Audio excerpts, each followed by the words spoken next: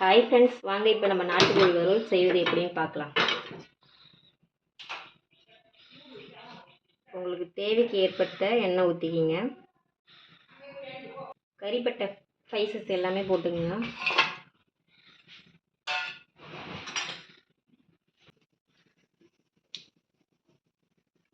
ஸ்பைசஸ்லாம் பொரிஞ்சதும் சின்ன வெங்காயம் கட் பண்ணி வச்சுக்கோங்க. நாட்டுக்கோழிக்கு வந்து சின்ன வெங்காயம் தான் டேஸ்ட்டு கொடுக்கும். சின்ன வெங்காயத்துக்கு சுருளில் வதங்கினதும் தக்காளி போட்டு ஆட் பண்ணுங்க.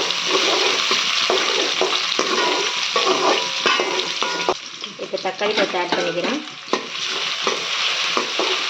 தக்காளி போட்டு கொஞ்சம் குழைய வேக வைங்க, அப்போ தான் அந்த கிரேவி டேஸ்ட் வரும்.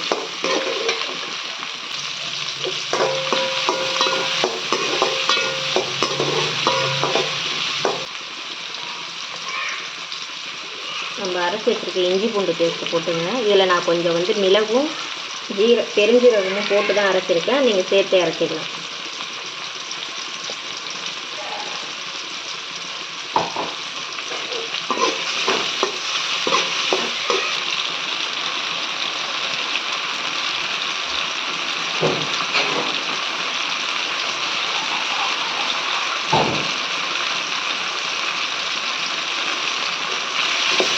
இஞ்சி பூண்டு வாசனை நல்லா வதங்கி போன பிறகு கொஞ்சோண்டு மஞ்சள் ஆட் பண்ணிக்கோங்க.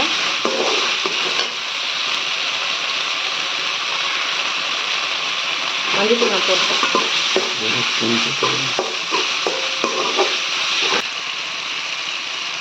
சுத்தமாக கறி நல்லா கழுவி வச்சுருக்கேன். மஞ்சள் தூள்லாம் போட்டு அந்த கறியை நான் ஆட் பண்ணிக்கிறேன்.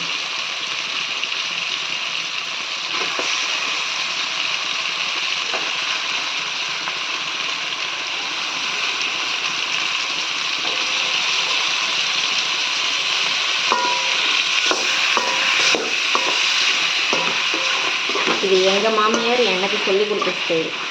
நீங்கள் எப்படி சமைப்பீங்கன்னு எனக்கு கமெண்ட் பாக்ஸில் கமெண்ட் பண்ணுங்கள்.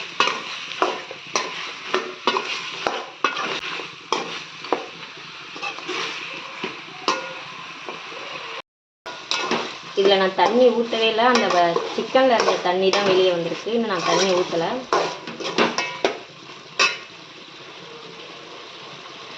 ஒரு ஸ்பூன் சிக்கன் மசாலா,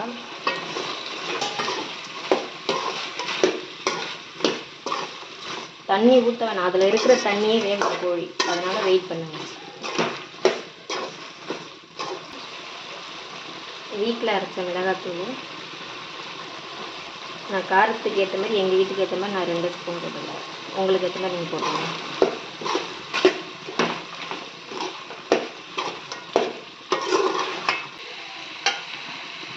தண்ணி ஊற்றிக்கிங்க.